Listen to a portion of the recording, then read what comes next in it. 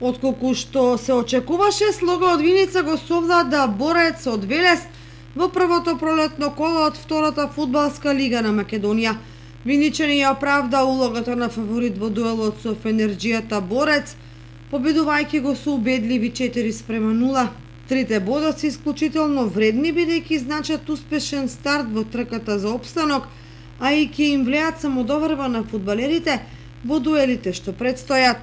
Головите за Слога Виница ги постигна Маџуновски за водство од 1:0, повратникот Кристијан Јордановски с големи на 2:0, а Давид Маџуновски со вториот гол ги постави конечните 3:0 во првото полувреме.